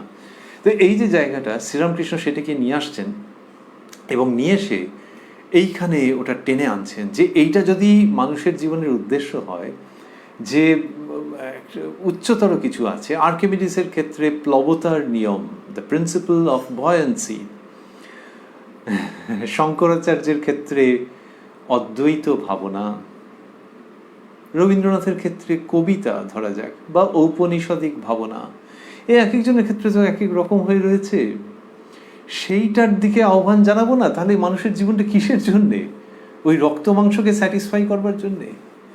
সেইখানে শ্রীরামকৃষ্ণ এগুলো আনছেন যে এটা ছেলে হও মেয়ে হও, ফর বোথ। শুধু ছেলেদের জন্য বললে যা তা হয়ে যাবে, 50% মিসিং, আর মেয়েদের উপরে আবার এটাকে একটা সারমনের মতো চাপিয়ে দিলেও 50% মিসিং। ছেলে মেয়ে এখানে অপ্রাসঙ্গিক, মানুষের জন্ম যেখানে হয়েছে সেইখানে এটা তো ভাবতে হবে। সেই ভাবার জায়গায় এই অমীয় উজ্জ্বল উক্তি শ্রীরামকৃষ্ণের, দুই একটি ছেলে হলে স্ত্রী পুরুষ দুইজনে ভাই বোনের মতো থাকবে, আর ঈশ্বরকে সর্বদা প্রার্থনা করবে যাতে ইন্দ্রিয় সুখেতে মন না যায়, ছেলেপুলে আর না হয়। এই যে ইন্দ্রিয় সুখেতে মন না যায়, এটার মধ্য দিয়ে ওই মানবীয় বিবর্তনের জায়গা রয়ে গেল, মানবীয় ঊর্ধ্বায়নের জায়গা রয়ে গেল, যে প্রচুর ভোগ, প্রচুর ভোগ, বেপরোয়া ভোগ, সাহসী ভোগ। লোকে বলে যে কি সাহস দেখো, এই ভিডিওটা দেখলাম, বাপরে ডেয়ারিং আছে। কেউ কেউ দুঃখের সঙ্গে একটুখানি চিলতে হেসে বলেন যে তাহলে ওই রাস্তায় যারা ঘুরে টুরে বেড়ায় তারা আরও অনেক সাহসী, তাতে কোনো সন্দেহ নেই। তো এইটা মানুষের জীবনের উদ্দেশ্যটাকে অন্যদিকে, ফোকাসটাকে ঘুরিয়ে দিলে তো হবে না। তো তার যে উচ্চতর উদ্দেশ্য আছে, সেই জন্য আমরা ভাবছিলাম যে সেই উচ্চতর উদ্দেশ্যটাতে যেতে গেলে এই ইন্দ্রিয়গুলোকে ফিড করলে হবে না, এটা সবাই জানেন। যিনি কিনা ধর্মকর্ম মানেন না, কিন্তু হয়তো আর্ট অ্যান্ড কালচারে প্রচুর তার অনুরাগ আছে এবং গভীরে ভাবেন, তিনি কি সমস্ত বহিরিন্দ্রিয়কে স্যাটিসফাই করে ওটা করতে পারবেন? কখনো পারবেন না। লোকে বলবে এর এমনি অন্যদিকে ত্যাগ আছে প্রচুর, কিন্তু সে সাধু সন্ন্যাসী নয়। তাহলে এই বাইরের ইন্দ্রিয়কে ফিড করার জায়গাটা আপনি ছেড়ে দেবেন তিনি, যত আর্ট অ্যান্ড কালচারের দিকে, শিল্প সংস্কৃতির দিকে তার মন গভীরে যাবে। এইটা হচ্ছে তাহলে মনের ঊর্ধ্বায়ন, মানব জাতির ঊর্ধ্বায়ন। যদি 100 জন মানুষের মধ্যে 99 জন খানা পিনাতে মস্ত হয়ে থাকে, আর একজনের মধ্যে অন্য রকমের চিন্তা ভাবনা থাকে, সে ছবি আঁকে, সে গান গায়, সে এমন কিছু কথা বলে যেটা শুনলে মন ভরে যায়, আর মনে হয় এই মেয়ে ছেলে বেটা ছেলে, এই যে জগৎ, এই জগৎটা পানসে লাগছে, এ আরো উচ্চ কথা বলছে। কজন আছে? একজন। 100 জনের মধ্যে যদি একজন ওরকম থাকে, আর সেইখানেই যদি 100 বছর বাদে দেখা যায় যে ওই জনগোষ্ঠীর 100 জনের মধ্যে 11 জন কি 12 জন কি 13 জন এই ধরনের কথা বলছেন, এবং তাদেরকে নিয়ে সমাজ কোনো অস্বস্তিতে নেই, বরং সমাজ তাদেরকে নিয়ে গর্ব করছে যে এরা অন্য রকম, তাহলে ওই এক ছিল, সেখান থেকে 11, 12, 13, 14 কিছু হয়েছে। এইটাই হচ্ছে মানবিক বিবর্তন। বিবর্তন বা ইভলিউশনের ধারায় বলা হচ্ছে যে এই বিবর্তন এখন আর ওই দৈহিক আকৃতির দিকে প্রায় হবে না বললেই চলে। তার অনেক কারণ দেখিয়েছেন বিজ্ঞানীরা, যে ওই যে বিবর্তন হয়েছে, মাছ, পাখি, স্তন্যপায়ী, এসব নানান রকম, তো ওই দৈহিক আকৃতির ক্ষেত্রে এখন আর হবে না মানুষের জগতে। তাহলে কি হবে? মানুষের জগতে যেটা হবে সেটা হচ্ছে সাইকোসোশ্যাল এভলিউশন, তার সামাজিক ও মানসিক বিবর্তন, সেইখানে পরিবর্তন হবে। এবং এই পরিবর্তনটা ভালোর দিকে, এটা কিন্তু একটা বৃহৎ অংশের মত, যে এই পরিবর্তনটা যদি সার্বিকভাবে দেখা যায় খারাপের দিকে নয়, যে এমন একটা কিছু হলো যে মানুষ নিজেই নিজেকে ধ্বংস করে দিল, এরকম নয়। বিবর্তন যখন হচ্ছে, উন্নত থেকে উন্নততর প্রাণী তৈরি হচ্ছে, তো এই যে উন্নততর মানুষ, তার মধ্যে ওই সাইকোসোশ্যাল জেমস আসতে আরম্ভ করবে, রত্ন মণিমাণিক্য আসতে আরম্ভ করবে সামাজিক এবং মানসিক স্তরে। শ্রীরামকৃষ্ণ সেই মণিমাণিক্যের সন্ধান দিচ্ছেন পুরো ভারতীয় অধ্যাত্ম গগনকে প্রেক্ষাপটে রেখে। বা পশ্চাৎভূমিতে রেখে the whole Indian spiritual gamut as the background. Sri Ramakrishna is utilizing, Sri Ramakrishna is talking in front of that superb background of Indian spirituality. এবং সেইখানে যদিও সেটাকে ইন্ডিয়ান বলে সীমাবদ্ধ রাখা যায় না, সেটা সারা পৃথিবীর সম্পদ, কিন্তু হ্যাঁ ভারতবর্ষে খুব খুব চর্চা হয়েছে। সেইখানে শ্রীরামকৃষ্ণ এই মানবীয় বিবর্তনের জায়গা বলছেন, যেখানে স্বামী স্ত্রীর সম্বন্ধে বললেন যে দুই একটি ছেলে হলে স্ত্রী পুরুষ দুইজনে ভাই বোনের মতো থাকবে আর ঈশ্বরকে সর্বদা প্রার্থনা করবে যাতে ইন্দ্রিয় সুখেতে মন না যায়। এই যে ইন্দ্রিয় সুখেতে মন না যায়, ছেলেপুলে আর না হয়, এর মধ্যেই কিন্তু ওই সম্ভাবনাটা উঠছে যে তুমি মাছ নও, কচ্ছপ নও, পাখি নও, শিম্পাঞ্জি নও, ওরাংওটাং নও, তুমি মানুষ। সেই দিকে থাকছে, শুধু সেটা মাথায় কটাস কটাস করে মেরে বোঝানোর মতো নয়। বললেন যে সর্বদা ঈশ্বরকে প্রার্থনা করবে যাতে ইন্দ্রিয় সুখেতে মন না যায়, ছেলেপুলে আর না হয়। এই গৃহী মানুষের জন্য বলেছেন। এখান থেকে যদি কেউ একটা বিকট রকমের যুক্তি আনেন যে আচ্ছা উনি তো এটা বললেন যে দুই একটি ছেলে হলে, তাহলে তো গৃহী জীবনকেই বেশি করে আপহোল্ড করেছেন, সেটা খুব বাজে সিদ্ধান্ত হয়ে যাবে এবং ভুল হয়ে যাবে, মিথ্যা হয়ে যাবে। কারণ শ্রীরামকৃষ্ণ দেখাচ্ছেন যেরম যেরম সংস্কার, যার সংস্কারের মধ্যে রয়েছে যে তিনি গৃহজীবনে বা গৃহীর জীবনে প্রবেশই করবেন না, শ্রীরামকৃষ্ণ তার জন্য তো বলেছেন যে একেবারে কামিনী কাঞ্চন ত্যাগ। আর who himself finds somehow in the life of a householder, গৃহী জীবন চলছিল, তার মধ্যে থেকে তার এই প্রেরণা এসছে, তার জন্য এটি বলা যে গৃহী জীবন ভীষণভাবে টানছে ওই ইন্দ্রিয়ের দিকে, আসক্তির দিকে, ভোগের দিকে। সেই তার যে উদ্বর্তন, তার যে বিবর্তন, তার যে ঊর্ধ্বায়ন, সেইখানে শ্রীরামকৃষ্ণ এটি বলছেন। সুতরাং let us not miss the point যে সন্ন্যাসী হন, গৃহী হন, সকলের জন্যই হচ্ছে ওই উচ্চতর জীবনের বার্তা, সেটা শ্রীরামকৃষ্ণ দিচ্ছেন। আর যে কিনা ওই উচ্চতর জীবনের বার্তা নিচ্ছে না, সে তার মানে বিবর্তনের নিচের ধাপে পড়ে আছে। এমনিতেও বিবর্তন মানে বলা হয় যে মাছ থেকে ধরা যাক উভচর হচ্ছে, তাহলে সমস্ত মাছই কি উভচর হয়ে গেল নাকি 1 বছরে বা 1000 বছরে বা 1,00,000 বছরে? তা যদি হয়ে থাকে তাহলে এখন পৃথিবীতে মাছ আছে কি করে, লোকে কেটে খাচ্ছে কি করে? তাহলে মাছের মধ্যে থেকে একটা অংশ তার বিবর্তন হয়ে ওই উভচর হয়ে যাচ্ছে। তেমনি মানব জাতির মধ্যে থেকে সকল এরকম হয়ে যাবে এটা নয়, কিন্তু let that not sound as a pessimistic note. মানব জাতির মধ্যে থেকে ধীরে ধীরে ধীরে ধীরে এই বিবর্তন হবে। কে বা কারা একটা অংশ, তারা এইটাকে নেবে, নিয়ে এগোবে জীবনের উচ্চতর লক্ষ্যের দিকে, এবং সেই সংখ্যাটা ক্রমশ বাড়বে। এইটা বিবর্তন সম্পর্কে ভাবা হয়েছে এবং সেটা বিজ্ঞানসম্মত কারণেই ভাবা হয়েছে। সেইখানে শ্রীরামকৃষ্ণ এটি বলছেন। সুতরাং যে কিনা এইসব ঈশ্বরীয় কথা ভরসা করে না তার জন্যেও, যার অল্প অল্প ভরসা হয়েছে তার জন্যে, এবং যে কিনা অন্য আশ্রমে লাফ দিয়ে পড়েছে একেবারে যে না গৃহী আশ্রমে একদমই হচ্ছে না, অন্য আশ্রমে, তার জন্য তো বটেই। এই সকলের জন্যে শ্রীরামকৃষ্ণ এটি আনছেন। যার মনে হচ্ছে গার্হস্থ্যাশ্রমে হচ্ছে না, ইয়েস শ্রীরামকৃষ্ণ ইজ উইথ হিম।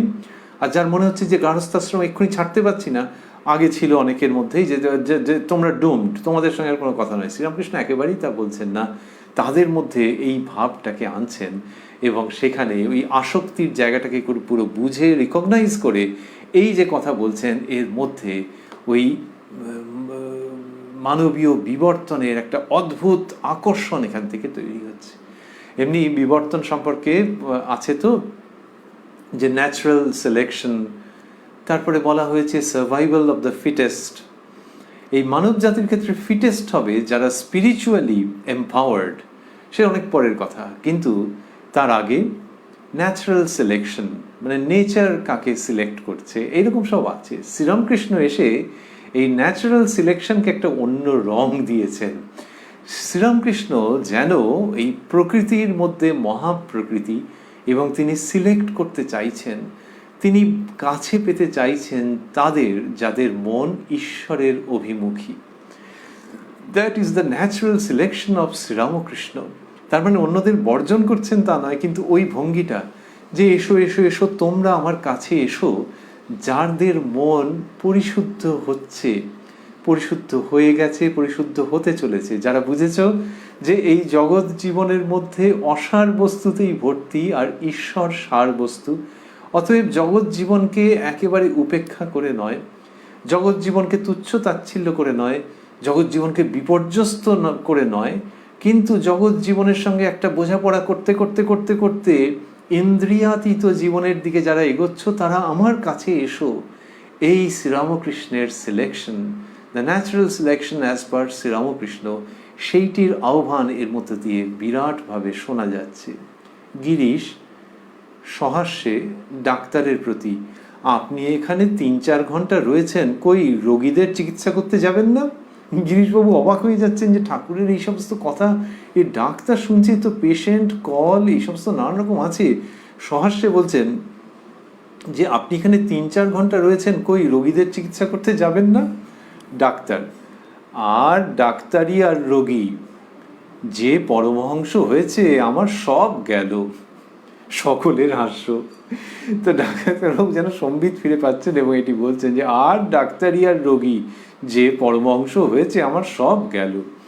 তো এরকম, আর যখন এটা বলেছেন তখন ঠাকুর শ্রীরামকৃষ্ণ কীরকম ভাবে বলছেন যে মজাটাকে নিয়েছেন, ওই মজাটাকে নিয়ে বলছেন কীরকম, যে পরমহংস হয়েছে আমার সব গেল, এটা ডাক্তার বলছেন। তো তখন শ্রীরামকৃষ্ণ বলছেন, ভাবা যায় না যে কোন লেভেলে চলে আসছেন। দেখো, কর্মনাশা বলে একটি নদী আছে, যে নদীতে ডুব দেওয়া এক মহাবিপদ। কর্মনাশ হয়ে যায়, সে ব্যক্তি আর কোনো কর্ম করতে পারে না। বলছেন কর্মনাশা, নিজের কথা বলছেন। এর গভীর তাৎপর্য আছে যে তিনি কর্ম খণ্ডন করেন। ওই যে আমরা বলছিলাম যে সব কর্ম তার ফল দিতে আরম্ভ করেছে, এই রকম সব আছে। তো যে কর্মের ফল সঞ্চিত হয়ে আছে, পরে সেই ফলগুলো বাস্তবায়িত হবে, রূপায়িত হবে, এই সমস্ত হিসেবের মধ্যে থেকে তিনি যেন শুষে নেন যে ঠিক আছে, কিন্তু এই ব্যক্তির যেসব কর্মগুলো তার ফল যে ফলবে, তার ফলে হচ্ছে কি এই ব্যক্তির যে ঈশ্বরের দিকে যাওয়া সেগুলো বিলম্বিত হতে পারে, যে ওই কর্মের ফলগুলো সব ফলবে। তা সেটা যেন কেউ অ্যাবজর্ব করে নিচ্ছেন যে আর ব্যাস ব্যাস ব্যাস ওই কর্মফল ধরে নেওয়া যাক, হয়ে গেছে, ওয়েভ করে দিলাম আমি, ওগুলোকে সরিয়ে দিলাম আমি, ওগুলোকে মকুব করে দিলাম আমি। এইটা যিনি করতে পারেন তাকেই বলা হয় কর্মনাশা। সেই ইঙ্গিত রয়ে গেল এখানে। দেখো, আমি শ্রীরামকৃষ্ণ বলছেন, দেখো কর্মনাশা বলে একটি নদী আছে, সে নদীতে ডুব দেওয়া এক মহাবিপদ। কর্ম নাশ হয়ে যায়, সে ব্যক্তি আর কোনো কর্ম করতে পারে না। এরকম মজা করে বললেন যে এই ডাক্তার বলছে এখানে এসে সব তার ডাক্তারি আর রোগী, যে পরমহংস হয়েছে আমার সব গেল, সেই প্রসঙ্গে এটি বললেন, কিন্তু ওই ইঙ্গিতটি থেকে গেল। তখন ডাক্তার ও সকলের হাস্য, মাস্টারমশাই লিখছেন। তারপর ডাক্তারবাবু বলছেন, মাস্টারমশাই লিখলেন, ডাক্তার, মাস্টার গিরিশ ও অন্যান্য ভক্তদের প্রতি, দেখো আমি তোমাদেরই রইলুম, ব্যারামের জন্য যদি মনে করো তাহলে নয়, তবে আপনার লোক বলে যদি মনে করো তাহলে আমি তোমাদের। খুব একটা অন্তরের ভাব থেকে এটি বলছেন শ্রীরামকৃষ্ণ ডাক্তারের প্রতি। একটি আছে অহৈতুকী ভক্তি, এটি যদি হয় তাহলে খুব ভালো। ওই ভক্তির উপদেশ ডাক্তারবাবুকে তিনি আরও দিচ্ছেন। প্রহ্লাদের অহৈতুকী ভক্তি ছিল, সেরূপ ভক্ত বলে, হে ঈশ্বর, আমি ধন মান দেহ সুখ এসব কিছুই চাই না, এই করো যেন তোমার পাদপদ্মে আমার শুদ্ধা ভক্তি হয়। অহৈতুকী ভক্তির কথা ওই যে ডাক্তারবাবুকে শুনিয়ে রাখছেন, যেটা শুনে রাখা ভালো। যেমন আমরা দেখেছি সন্ন্যাসীর অবস্থার কথা, প্রহ্লাদের অহৈতুকীর ভক্তির কাছাকাছি ডাক্তারবাবু নাকি, কিন্তু শুনে রাখা। কোন মানুষের কোথায় কোন অবস্থায় উন্নয়ন হবে আমরা তো জানি না। সেই জায়গার থেকে শ্রীরামকৃষ্ণ এটি বলছেন এবং বললেন যে একটি আছে অহৈতুকী ভক্তি, এটি যদি হয় তাহলে খুব ভালো। প্রহ্লাদের অহৈতুকী ভক্তি ছিল, সেরূপ ভক্ত বলে, হে ঈশ্বর, আমি ধন মান দেহ সুখ এসব কিছুই চাই না, এই করো যেন তোমার পাদপদ্মে আমার শুদ্ধা ভক্তি হয়। তা এই যে বললেন যে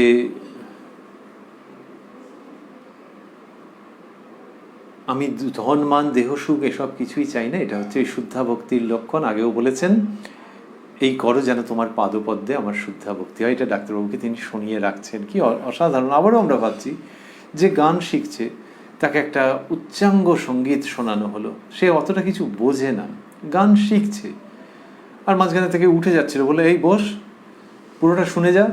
কেন? এখানে ডাক্তারবাবু উঠে যাচ্ছেন না, কিন্তু কতটা মর্মার্থ গ্রহণ করতে পারছেন সেটা তো আমরা জানি না, কিন্তু ওই শুনিয়ে রাখা যে কখন কোথায় তার জীবনে এটা কাজে লেগে যাবে, এই রকম জায়গার থেকে। ডাক্তার তিনি যা মন্তব্য করছেন সেটা ভুল নয়, কিন্তু ওই শ্রীরামকৃষ্ণ যা বলেছেন তাতে তার একটু একটা অংশকে নিয়েছেন আর কি। ডাক্তার, হ্যাঁ কালীতলায় লোকে প্রণাম করে, হ্যাঁ কালীতলায় লোকে প্রণাম করে থাকে দেখেছি, ভিতরে কেবল কামনা আমার চাকরি করে দাও, আমার রোগ ভালো করে দাও, এইসব। তো এই শুদ্ধা ভক্তির বিপরীতে এটা ডাক্তারবাবু এটা বললেন, কিন্তু শ্রীরামকৃষ্ণের বলার সঙ্গে তফাৎ কোথায়? তফাৎ হচ্ছে যে এক হচ্ছে শুদ্ধা ভক্তির ওই উচ্চতার পর্যন্ত যাচ্ছে না, আরেকটি হচ্ছে মূল তফাৎ যে শ্রীরামকৃষ্ণ যা বলছেন তার মধ্যে ওই সমালোচনার ঝাঁঝটা নেই। এবারে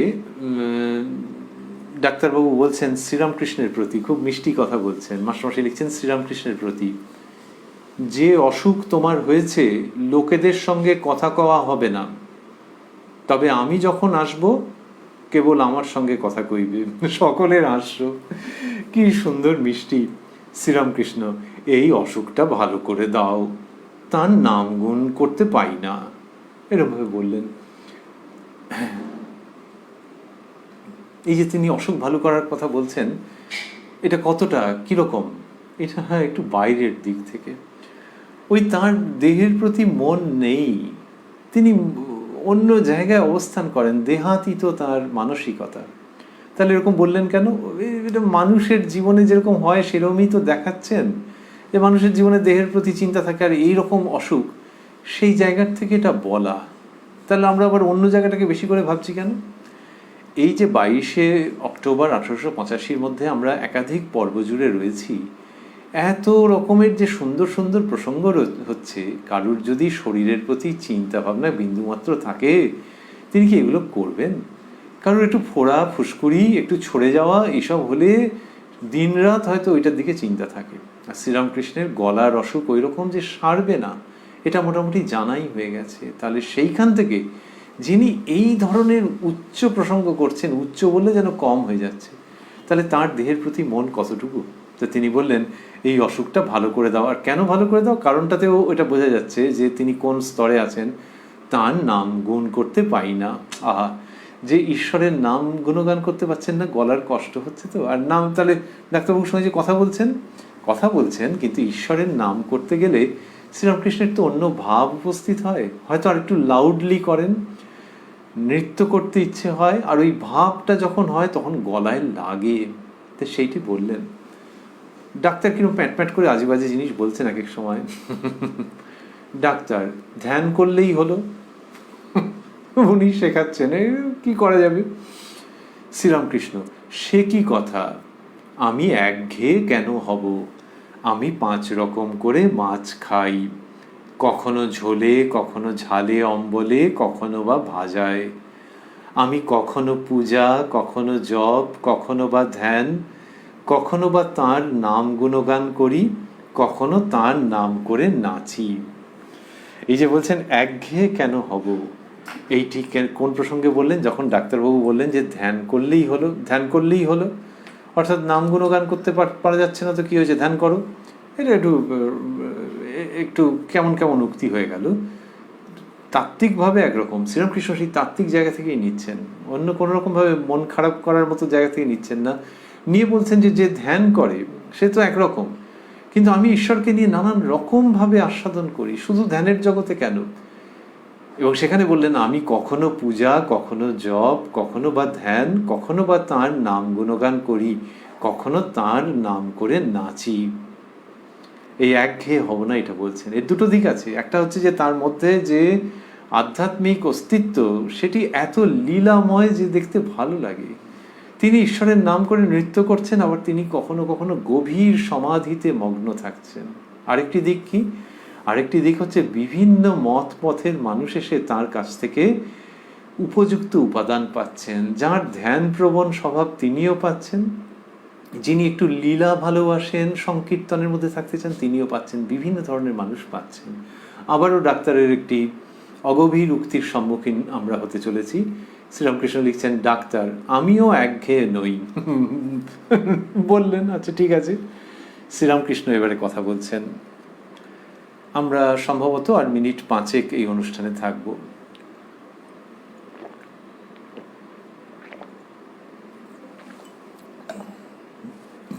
মাস্টারমশাই লিখছেন, শ্রীরামকৃষ্ণ, তোমার ছেলে অমৃত অবতার মানে না, তাতে দোষ কি? ঈশ্বরকে নিরাকার বলে বিশ্বাস থাকলেও তাকে পাওয়া যায়, আবার সাকার বলে বিশ্বাস থাকলেও তাকে পাওয়া যায়। তাতে বিশ্বাস থাকা আর শরণাগত হওয়া, এই দুটি দরকার। মানুষ তো অজ্ঞান, ভুল হতেই পারে। 1 সের ঘটিতে কি 4 সের দুধ ধরে? তবে যে পথেই থাকো, ব্যাকুল হয়ে তাকে ডাকা চাই। তিনি তো অন্তর্যামী, সে আন্তরিক ডাক শুনবেনই শুনবেন। ব্যাকুল হয়ে সাকারবাদীর পথেই যাও আর নিরাকারবাদীর পথেই যাও, তাকেই পাবে। তাকেই, এর মধ্যে মাস্টারমশাই তারপরে বন্ধনীর মধ্যে কনসপিকুয়াসলি লিখেছেন ঈশ্বরকেই। এটি ঠাকুরের ভাব, তিনি যেরকম বুঝেছেন সেইভাবে উপস্থাপন করেছেন। তো শ্রীরামকৃষ্ণ বললেন যে তোমার ছেলে অমৃত অবতার মানে না। অমৃতকে আগে শ্রীরামকৃষ্ণ দেখেছেন, আমরা পেয়েছি কথামৃততে। তিনি বলছেন তাতে দোষ কি? ওই নিরাকার এবং সাকার দুই পথেই হবে। এটি তার মূল ভাবগুলির মধ্যে এটিও অন্যতম। এবং বলছেন যে যদি কারোর ভুল হয় কোনো পথ অবলম্বন করতে গিয়ে, কারণ 1 সের ঘটিতে 4 সের দুধ কি ধরে, যদি ভুল হয় তাহলেও ব্যাকুল হয়ে তাকে ডাকলে তিনি শুনবেনই, তিনি অন্তর্যামী। এই যে তিনি অন্তর্যামী, এই কথাটি অপূর্ব। এটি সাকারবাদীদের কাছে তো খুবই গ্রহণযোগ্য। নিরাকারবাদী যিনি, তিনি ওইটিকে অস্বীকার করতে পারবেন না। আমাদের কত উপাসনা আছে সেই নিরাকার পরব্রহ্মের প্রতি। তো শ্রীরামকৃষ্ণ বলছেন যে তিনি তো অন্তর্যামী, সে আন্তরিক ডাক শুনবেনই শুনবেন। ব্যাকুল হয়ে সাকারবাদীর পথেই যাও আর নিরাকারবাদীর পথেই যাও, তাকেই পাবে। মিছরির, তারপর বলছেন, মিছরির রুটি সিধে করেই খাও আর আর করেই খাও, মিষ্ট লাগবে। তোমার ছেলে অমৃতটি বেশ। তো মিছরির রুটি এরকমভাবে বললেন। তো যেটা আমরা মিছরি বলি, ওটা আগে অনেক সময় রুটির আকারে থাকতো, সেটাকেই শ্রীরামকৃষ্ণ সম্ভবত বলছেন। এবং বলছেন যে সেটা সিধে করেই খাও আর আর করেই খাও, মিষ্ট লাগবে। তোমার ছেলে অমৃতটি বেশ। তা যদি কেউ বলে যে ওইটা খেলে ডায়াবেটিস এখনকার দিনে, এই ডাক্তার সরকার যেরকমভাবে বলেছেন সেখান থেকে আরও আমাদের মনে আসছে, তার উত্তর হলো যে ঠিক আছে, এবারে একটা রকম রাউন্ড শেপড কোনো একটা জিনিস আছে যাতে ধরা যাক ডাক্তারি মতে কোনো অসুবিধে নেই।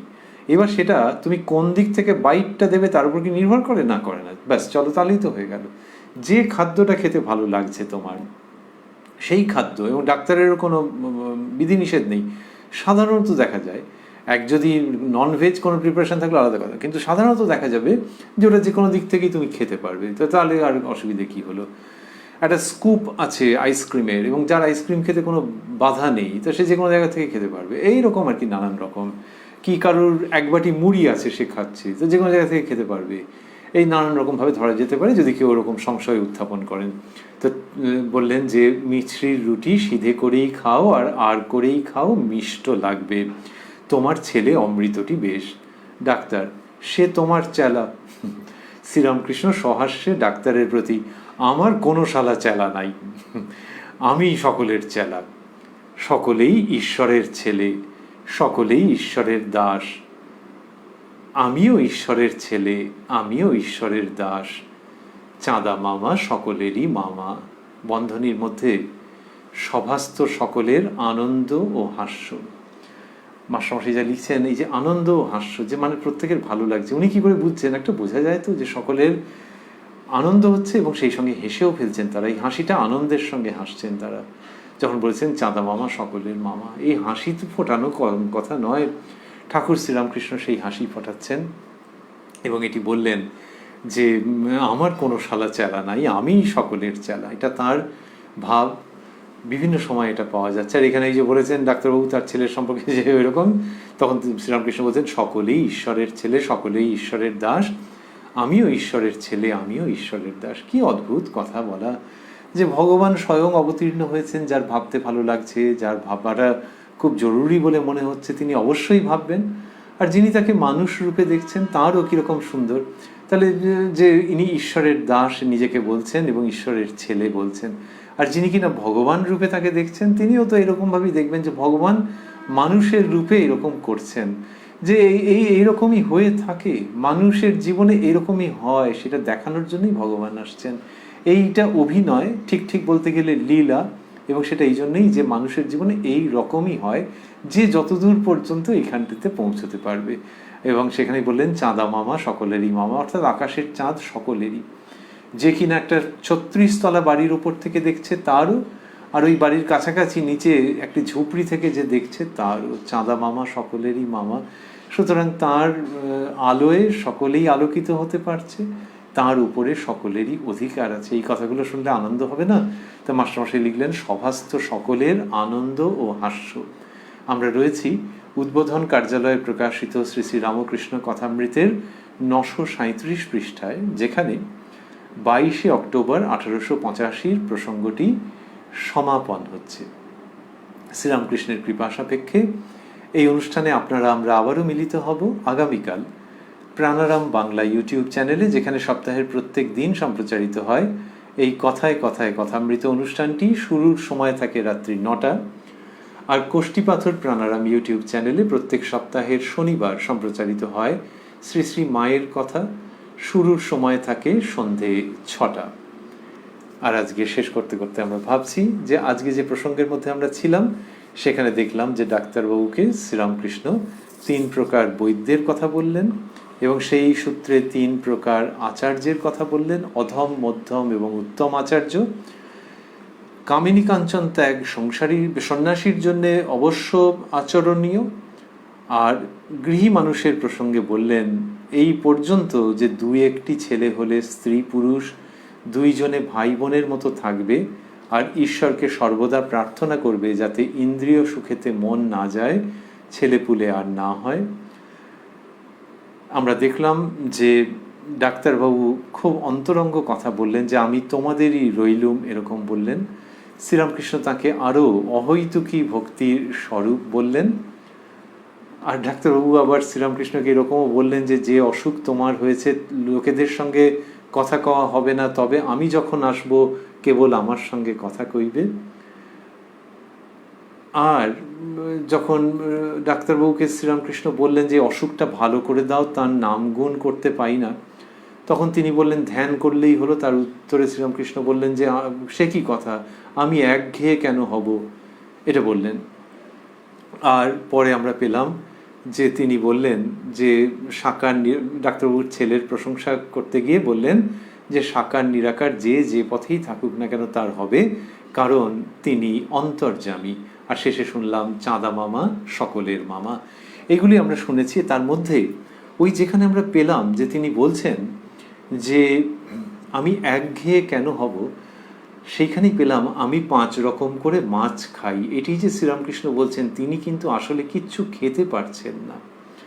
দক্ষিণেশ্বর থেকে তার শ্যামপুকুর বাটিতে আসা ওই কারণেই যে ডাক্তারি চিকিৎসা আরও বেশি করে হবে, ডাক্তারদের পক্ষে আসতে সুবিধে হবে, একটু স্থান পরিবর্তন হবে, এই শ্যামপুকুর থেকে পরে কাশীপুরে যাওয়া। তো সেটা হচ্ছে যে খেতে পারছেন না। তো সেই যিনি খেতে পারছেন না, ভক্তদের কি কষ্ট, এবং রোগা হয়ে যাচ্ছেন ওই ক্যান্সারের কারণে, সেই তিনি বলছেন আমি 5 রকম করে মাছ খাই।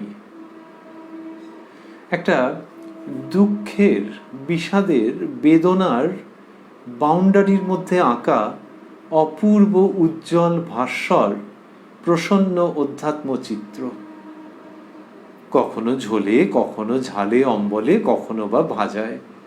এই শ্রীরামকৃষ্ণ বলছেন। বলতে বলতেই তারপরে বললেন আমি কখনো পূজা, কখনো জপ, কখনো বা ধ্যান, কখনো বা তার নাম গুণগান করি, কখনো তার নাম করে নাচি। This Sri Ramakrishna has every right to talk about worldly enjoyments and the art of overcoming those enjoyments.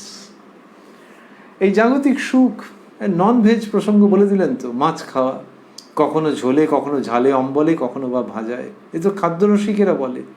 ইনিও জানেন, খাদ্যের গুণ জানেন, খাদ্যের ব্যাপারে খুব সচেতন, কিন্তু গলা দিয়ে নামছে না। তীব্র কষ্ট, রাত্রিরে ঘুম ভেঙে যায়।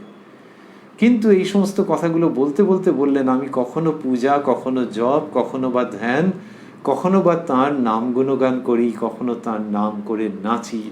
শ্রীরামকৃষ্ণ তার নাম করে নেচেছেন, এখনো তার নামেতে নাচাচ্ছেন, মানুষকে আনন্দে অধীর করে দিচ্ছেন, কিন্তু অস্থির করছেন না, মানুষকে বিপর্যস্ত করছেন না, মানুষকে সেই দিব্য আনন্দে আহ্বান জানাচ্ছেন। এই ইন্দ্রিয়ের প্রসঙ্গ বলতে বলতে, আস্বাদনের প্রসঙ্গ বলতে বলতে যিনি ওই ঈশ্বরীয় দিকে নিয়ে যাচ্ছেন, সেই তিনি, যার গলার কষ্টের জন্য তিনি খেতে পারছেন না, কিন্তু ঈশ্বরীয় আনন্দ মুহুর্মুহু আস্বাদন করছেন এবং অন্যদের সঙ্গে শেয়ার করে নিচ্ছেন। সেই শ্রীরামকৃষ্ণের মতো পুরুষ, সেই শ্রীরামকৃষ্ণের মতো মহাপুরুষ, সেই শ্রীরামকৃষ্ণের মতো এক অদ্ভুত অবতরণ, সেই শ্রীরামকৃষ্ণের মতো এক অপূর্ব মহা ঘটনা, সেই শ্রীরামকৃষ্ণের মতো এক অসামান্য ফেনোমেনন আমরা আর কোথায় পাবো জানি না। তাই এই শ্রীরামকৃষ্ণকে আমরা অবলম্বন করতে চাই, যিনি সংসার আশ্রম থেকে মানুষকে, সীমাবদ্ধ মানুষকে অসীম আনন্দের দিকে এগিয়ে দিতে চান, এগিয়ে দেন, যিনি এই নশ্বর জগতের মধ্যে অবিনশ্বর ঈশ্বরীয় আনন্দের, পরমার্থের অমৃত স্বাদ অহরহ নিয়ে আসেন এবং তাঁরই কথিত সেই উত্তম বৈদ্যের মতো জোর করেন। জোর কোথায় করলেন আবার? জোর করছেন তো বটেই, তা না হলে কার সাধ্য কথামৃত পড়ে, কার সাধ্য যে তার মধ্যে থাকে 5 মিনিটের জন্যেও, কার সাধ্য শোনে, কার সাধ্য আলোচনা করে? এই বাইরের জগতের এত রূপ, রস, গন্ধ, বিক্ষেপের আহ্বান, হাতছানি, প্রবল আকর্ষণ, তার মধ্যে থেকে কে থাকতে পারে যদি না আজও তিনি সেই উত্তম বৈদ্যের মতো বুকে হাঁটু দিয়ে এই আধুনিক ভোগগ্রস্ত সমাজকে ভোগ শূন্য, রোগ শূন্য, আসক্তি শূন্য জায়গায় নিয়ে যাওয়ার জন্য প্রযত্ন না করেন।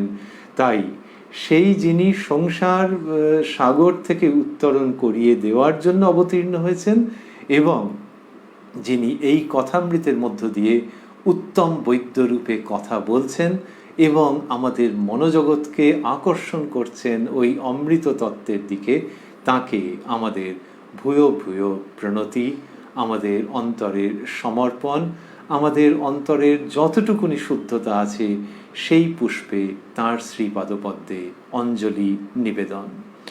ওং নিরঞ্জনং নিত্যম অনন্ত রূপং ভক্তানুকম্পা ধৃত বিগ্রহং বৈ ঈশাবতারং পরমেশমিড্যং তং রামকৃষ্ণং শিরসা নমামহ।